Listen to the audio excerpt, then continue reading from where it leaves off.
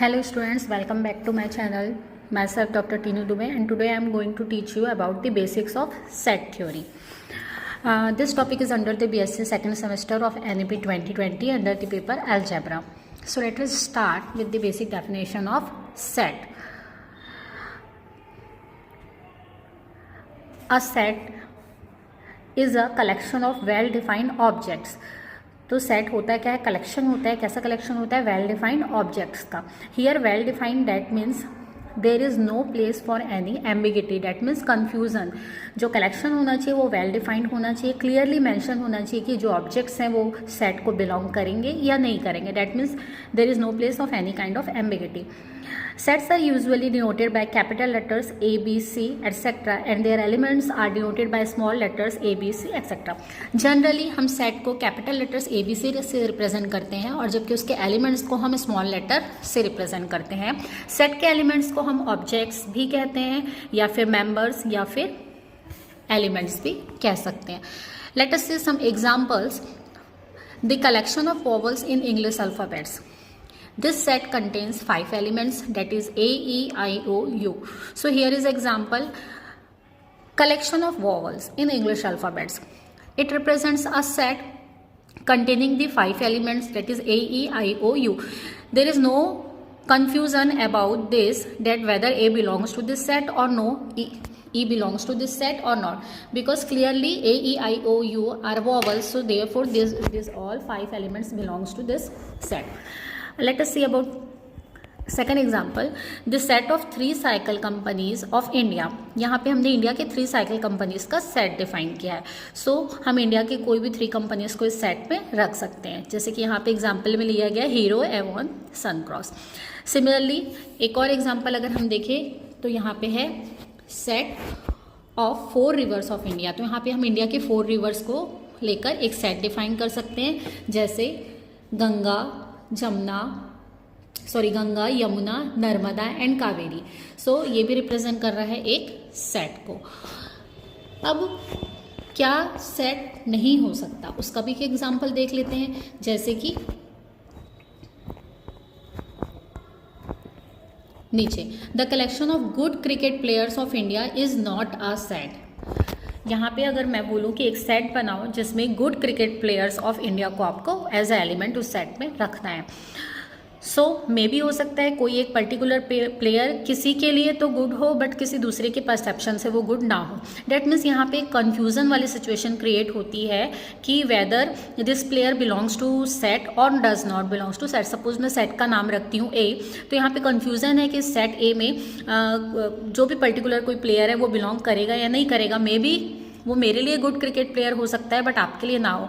तो इस टाइप की चीज़ें कभी भी सेट को मतलब सेट रिप्रेजेंट नहीं करती. तो ऐसा कलेक्शन जिसमें कोई कन्फ्यूज़न हो ये कभी भी सेट को रिप्रेजेंट नहीं करते. अब देखते हैं हम सेट को रिप्रेजेंट किस तरीके से किया जाता है. तो basically set is represented in 2 forms, roster form and set builder form. So let us see what are roster and set builder forms. First, roster form.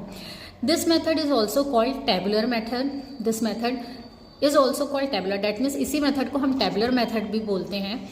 इस method में क्या होता है आइए देखते हैं. In this a set is described by listing elements separated by commas within braces. Set को हम कैसे डिफाइन करते हैं रोस्टर फॉर्म में? ब्रेसेस के अंदर. डेट मीन्स इस प्रकार से हम करली ब्रैकेट के अंदर रिप्रेजेंट करेंगे किसको? सेट के एलिमेंट्स को. और हर एक एलिमेंट को हम सेपरेट करते हैं by commas. Elements are separated by commas. जैसे कि आप एग्जांपल अभी देखे थे, जस्ट लाइक दैट. यहाँ पे भी कुछ एग्जांपल्स दिए हुए हैं. पहला एग्जांपल देखो उसी तरीके से सेम वॉवल का ही है. दूसरा एग्जांपल देखते हैं, a set of even natural numbers. Even natural number का अगर सेट डिफाइंड है तो इस तरीके से हमने सेट का नाम 8 रखा है और इक्वल टू ये हमने सेट को रिप्रेजेंट किया है ब्रेसेस के अंदर. और जो भी उसके एलिमेंट्स आएंगे इवन नंबर का सेट है और वो भी कैसे? Natural even numbers. तो 2, 4, 6 एंड सो ऑन, ये सभी उसके एलिमेंट्स हो गए. सिमिलरली यहाँ पे एक और चीज़ आप नोटिस कर सकते हैं. जैसे नेक्स्ट एग्जांपल अगर हम देखें तो यहाँ पे दिया है set of all prime numbers less than 11. तो क्या हो जाएगा? सेट में वो सारे एलिमेंट्स आ जाएंगे जो प्राइम नंबर्स हैं और कैसे हैं? लेस देन 11, मतलब 11 से छोटे सारे प्राइम नंबर्स इस सेट में आ गए. ए सेट का नाम है तो 2, 3, 5, 7.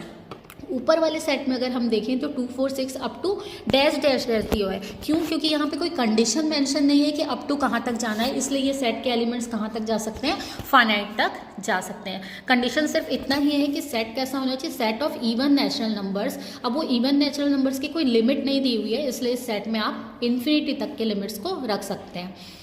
यहाँ पे कुछ नोट पॉइंट देख लेते हैं। The order of writing the elements of a set is immaterial. इसका मतलब है हम किसी भी सेट में जो एलिमेंट्स लिखते हैं उसके जो ऑर्डर है वो मैटर नहीं करते। जैसे कि यहाँ पे अगर किसी सेट में एलिमेंट है ए बी सी, तो मैं उसको चाहे सेट के अंदर कर्ली ब्रेसेस में ए बी सी लिखूँ या बी सी ए लिखूँ, it doesn't matters. Second point बोल रहा है an element of a set is not written more than once. That means हम किसी भी सेट के एक एलिमेंट को एक से ज़्यादा बार सेट के अंदर शो नहीं करते। सीधी सी बात है, जैसे यहाँ पे एक सेट जो हमने अभी एग्जांपल लिया था, set of all prime numbers less than 11, इस सेट में मैं 2 को 3 को 5 को 7 को एक ही बार लिखूंगी, 2 बार कभी भी नहीं लिखते। ये था आपका रोस्टर फॉर्म जिसे हम टेबुलर फॉर्म भी कहते हैं।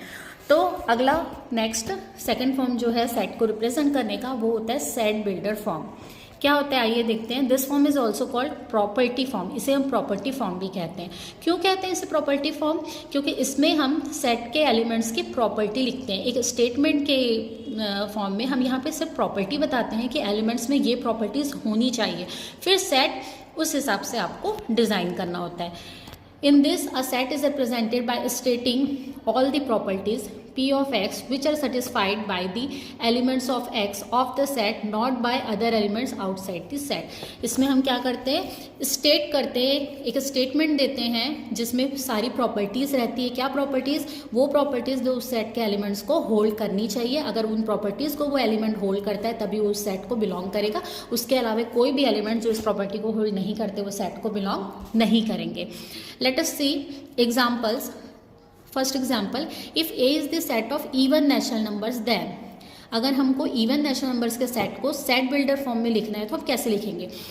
सेट का नाम A equal to x such that x belongs to n, x is equal to 2n where n belongs to capital N।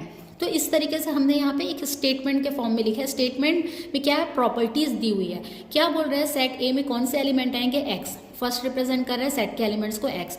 कैसे एक्स आएंगे, सच डैट, इस प्रकार से कि x belongs to N. That means ये जो एक्स होगा वो क्या होना चाहिए, नेचुरल नंबर के सेट का कोई एलिमेंट होना चाहिए। और प्रॉपर्टी साथ में कि x is equal to 2n, x बराबर कितना होना चाहिए, 2n। That means multiple of 2 होना चाहिए। और यहाँ पे भी जो n है वो नेचुरल नंबर का ही कोई एक एलिमेंट है। तो ये प्रॉपर्टी को अगर आप अप्लाई करोगे तो सारे इवन नंबर्स इसमें आ जाएंगे। तो सेट ऑफ इवन नंबर्स को सेट बिल्डर फॉर्म में हम इस तरीके से लिख सकते हैं। Second, x such that x is a natural number and x is equals to 2n for n belongs to n। तो सेम सेट को लिखने का एक और तरीका यहाँ पे दिया, ये भी आपका सेट बिल्डर फॉर्म को ही रिप्रेजेंट कर रहा है। यहाँ पे हमने फर्स्ट वाले टाइप में सिर्फ हमने प्रॉपर्टीज़ लिखा है और यहाँ पे हमने उसको एक स्टेटमेंट के फॉर्म में लिखा है। तो हम दोनों ही तरीके से सेट को सेट बिल्डर के फॉर्म में रिप्रेजेंट कर सकते हैं। एक और एग्जांपल देखते हैं। अगर ए आपका रोस्टर फॉर्म में दिया है, जैसे कि यहाँ पे दिया है ब्रेसेस के अंदर 1 4 0 1 4 9 अप टू सो ऑन। अगर इसे हमें सेट बिल्डर फॉर्म में लिखना है तो कैसे लिख सकते हैं? This can be written as a is equal to x square such that x belongs to n। यहाँ पे ऊपर आपका रोस्टर फॉर्म दिया है और उसको हमने नीचे सेट बिल्डर फॉर्म में कन्वर्ट किया है। कंडीशन अप्लाई करके प्रॉपर्टी को यहाँ पे हमने मेंशन किया है। पहला एलिमेंट है 0, फिर 1, फिर 4। तो हमें पता है नेचुरल नंबर्स के सेट में अगर मैं ये प्रॉपर्टी लगा दूँ कि एक्स स्क्वायर, तो आपका ये सारी चीज़ आ जाएगी। उसी तरीके से हम नीचे देखते हैं, इस सेट में 1 नहीं आएगा क्योंकि हमें पता है कि नेचुरल नंबर्स जो होता है, क्या होता है नेचुरल नंबर्स में 1, नेचुरल नंबर के सेट में 0 नहीं आता है, 1 से स्टार्ट होता है। तो यहाँ पे अगर मैंने प्रॉपर्टी लिखा है x square such that x belongs to n, तो इस सेट में 1 4 9 होगा। और अगर मैं ये 0 भी सेट में इंक्लूड करती हूँ तो यहाँ पे मुझे प्रॉपर्टी में x belongs to whole numbers करना पड़ेगा, ना कि नेचुरल नंबर्स। ये आ जाएगा whole numbers. So corrected students. Second example, उसके बाद वाला एग्जाम्पल देखते हैं, the set of all real numbers greater than -3 and less than 3। अब यहाँ पे बोल रहा है कि सेट कैसे होना चाहिए, रियल नंबर्स का होना चाहिए, और उसमें क्या होना चाहिए, प्रॉपर्टी क्या अप्लाई होगी कि एलिमेंट्स जो है वो ग्रेटर देन -3 से बड़े होंगे बट 3 से छोटे होंगे। तो इस तरीके से हम उसको रिप्रेजेंट कर सकते हैं प्रॉपर्टी को। कैसा होना चाहिए, x which is greater than -3 and less than 3, और such that x belongs to R, क्योंकि यहाँ पे कंडीशन दी हुई है कि सेट कैसा होना चाहिए, रियल, उसके एलिमेंट्स कैसे होने चाहिए, रियल नंबर्स होने चाहिए। नेक्स्ट देखते हैं the cardinality of a set. किसी भी सेट की कार्डिनलिटी क्या होता है। कार्डिनलिटी को हम ऑर्डर भी कहते हैं, it is also known as the order of a set. तो सबसे पहले इसका नोटेशन देख लेते हैं कि इसको लिखने का तरीका क्या होता है। तो किसी भी सेट के कार्डिनलिटी को रिप्रेजेंट करने के लिए हम इस प्रकार से लिखते हैं, नोटेशन है n of a, that means cardinality of set a। Here a is the name of set and n represents the cardinality, और इसी को ऑर्डर भी कहते हैं। For finite sets a, n of a is the number of elements of a। Finite set के लिए क्या होता है, n of a number of elements of A. That means किसी भी सेट का यदि कार्डिनलिटी फाइंड आउट करना है या उसका ऑर्डर पता करना है तो वो किसके बराबर होगा, उस सेट में जितने एलिमेंट्स हैं, नंबर ऑफ एलिमेंट्स, वो उस सेट की कार्डिनलिटी कहलाती है। लेकिन ये किसके ऊपर अप्लाई होगा, ओनली फॉर फाइनाइट सेट्स। क्योंकि हमें पता है फाइनाइट सेट में ही हम नंबर ऑफ एलिमेंट्स को काउंट कर सकते हैं। नेक्स्ट देखते हैं, for infinite sets a, right n of a is equal to infinity. सीधी सी बात है, अगर हमारा सेट इन्फिनाइट हो जाता है, डेट मीन्स उसमें नंबर ऑफ एलिमेंट्स क्या हो गए, इन्फिनाइट हो गए, तो इसलिए cardinality of a is equal to हो जाएगा इन्फिनिटी। अब आइए हम जानते हैं, अभी तो हमने सेट की डेफिनेशन देख ली, उसको लिखने का तरीका देख लिया, दो फॉर्म देख ली, कार्डिनलिटी देख ली। अब हम देखते हैं टाइप्स ऑफ सेट। तो कुछ बेसिक टाइप्स ऑफ सेट होते हैं, जैसे पहला यहाँ पे एम्प्टी सेट, जैसे कि नाम से आपको समझ में आ रहा होगा, empty that means null. So definition is a set is said to be empty or null or void set if it has no element and it is denoted by phi। ऐसा सेट जिसमें कोई element ना हो वो set आपका क्या कहलाता है, एम्प्टी सेट। रोस्टर फॉर्म में अगर इस सेट को हम लिखें तो it is denoted by simply curly braces. हम इस तरीके से कर्ली ब्रेसेस रिप्रेजेंट करेंगे सिर्फ, और अंदर कोई एलिमेंट नहीं है, डेट मीन्स वो एम्प्टी सेट को रिप्रेजेंट कर रहा है। और जनरली एम्प्टी सेट को हम फाई से भी रिप्रेजेंट करते हैं। यहाँ पे जैसे कुछ एग्जाम्पल्स दिए हैं सेट बिल्डर फॉर्म के भी, जैसे set A, x such that x belongs to N and x is greater than 7 and less than 8। अब यहाँ पे कंडीशन बोल रहे हैं कि सेट में कैसे एलिमेंट्स आना चाहिए, एक्स जो क्या होना चाहिए, नेचुरल नंबर का कोई एलिमेंट होना चाहिए, और उसकी प्रॉपर्टी क्या दी हुई है कि वो जो एक्स है वो 7 से बड़ा बट 8 से छोटा होना चाहिए। तो हमें पता है 7 से बड़ा और 8 से छोटा, that means in between 7 to 8 कैसे नंबर्स लाई करेंगे, रेशनल नंबर्स लाई करेंगे, बट कोई भी नेचुरल नंबर वहाँ पे लाई नहीं कर सकता। तो इस सेट में एक भी ऐसा एलिमेंट नहीं है जिसे मैं इस सेट में रख सकूं, तो इसीलिए ये सेट में एलिमेंट्स 0, डेट मीन्स कोई एलिमेंट इस सेट को बिलोंग नहीं करेगा, तो इसलिए हम ये हो गया रिप्रेजेंट करेंगे इसको 5 से। ऐसे ही एक और एग्जांपल ले लेते हैं। सेकंड एग्जांपल बोल रहा है एक्स बिलोंग्स टू आर, मतलब सेट का एलिमेंट कोई रियल नंबर का सेट के एलिमेंट का होना चाहिए। और किस प्रकार से डिफाइंड है, प्रॉपर्टी दी हुई है कि x square is equal to -2। That means real number का कोई एलिमेंट ऐसा हो जिसका स्क्वायर -2 हो तो वो इस सेट को बिलोंग करेगा। So we know that there is no real number whose square is -2. So again the element in this set is null. So it is represented by empty set 5. एक और example लेते हैं, any Indian company which is into automobiles, clothing, plastics, paper, processed food.